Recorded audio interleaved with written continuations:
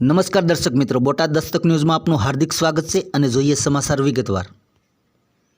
રાષ્ટ્રીય દલિત અધિકાર મંચ દ્વારા આજે ગુજરાત પોલીસ મહાનિરીક્ષક ડીજીપી સાહેબને આવેદનપત્ર આપી રજૂઆત કરવામાં આવી હતી। ગુજરાતમાં દલિત અત્યાચાર કિસ્સાઓમાં આરોપીઓને માત્ર નોટિસ આપી કાર્યવાહી પૂર્ણ કરવામાં આવતા અણેશકુમાર જજમેન્ટનું ખોટું અર્થઘટન કરીને એટ્રોસિટી એક્ટ પેન્શલ એક્ટ હોવા છતાં આરોપીઓને માત્ર નોટિસ આપવામાં આવે છે। એટ્રોસિટી એક્ટ એ પેન્શલ એક્ટ છે। આ કેસના આરોપીઓને આગોતરા જામીનની પણ જોગવાઈ નથી, તો પોલીસ દ્વારા આરોપીઓને ટેબલ જામીન કે નોટિસ કેમ? ગુજરાતમાં દલિતોની ફરિયાદ પણ દાખલ કરવામાં આવતી નથી।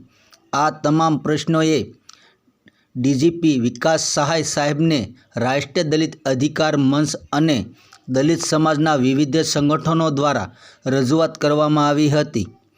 આ કાર્યક્રમમાં રાષ્ટ્રીય દલિત અધિકાર મંચના સુબોધ કુમુદ, કમલેશ કટારિયા, જીતેન્દ્ર પીઠડિયા, માવજીભાઈ સરવૈયા, કીર્તિભાઈ સાવડા, હર્ષદભાઈ બાંભણિયા, ડીપી રાઠોડ, દીપેશભાઈ બોરીસા, અરવિંદભાઈ મકવાણા ટેભુ, પાટણના પ્રવીણભાઈ રાઠોડ, ગોવિંદભાઈ મહેરિયા, આર્યન પટેલ, મહેસાણા કૌશિકભાઈ, નવસર્જનના કાંતિભાઈ પરમાર, નાથાલાલ મકવાણા, બાબુભાઈ બોટાદ સહિતના અગ્રણીઓ હાજર રહ્યા હતા।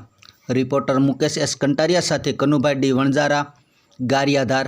Botad Dastak news, LD Makwana, Botad.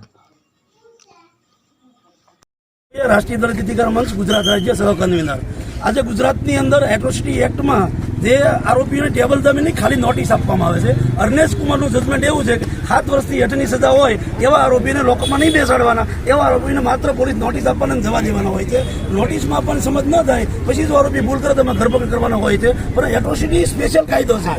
એટ્રોસિટીમાં આગોતરા જામીનની જોગવાઈ નથી ભારતમાં કોઈ જગ્યાએ, પરંતુ ગુજરાતની અંદર વારંવાર ડીજીપી સાહેબને અમે રજૂઆત કરી છે કે આરોપીઓને માત્ર ટેબલ જામીન નહીં ખાલી નોટિસ આપવામાં આવે છે। ભાવનગરમાં 500 કેસની નોટિસ આપી, ખાલી 500 કેસમાં નોટિસ આપી, એમને માહિતી માંગી, માહિતી અધિકારમાં અમને આપ્યું। બોટાદમાં 200 કેસના ખાલી નોટિસ આપી, અમરેલીમાં એટલા જ કેસના નોટિસ આપી। એટ્રોસિટી કેસમાં આરોપીઓને જે રાજકીય લોકો હોય છે, જે આરોપીઓમાં એના લોકો સગવડતા આપે છે, એને ટેબલ જામીન આપવાના, એને નોટિસ આપવાની। એટ્રોસિટીના કાયદામાં નોટિસની કોઈ જોગવાઈ જ નથી, છતાં નોટિસ આપીને આરોપીને જવા દેવામાં આવે છે।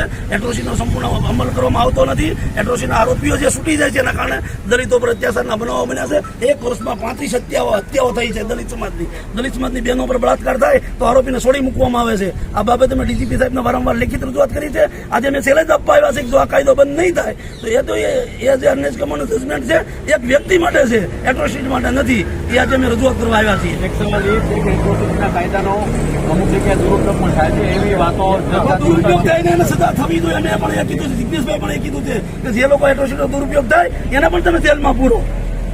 અમે એનું સમર્થન નથી કરતા કોઈ આરોપીઓનું, પરંતુ એટ્રોસિટીનો જે દલિતોને અન્યાય થાય છે ગુજરાતની અંદર વધારે દલિતોની ફરિયાદ પણ લેવામાં આવતી નથી। ફરિયાદ કરવા માટે 8-8 મહિના કોર્ટમાં જવું પડે છે।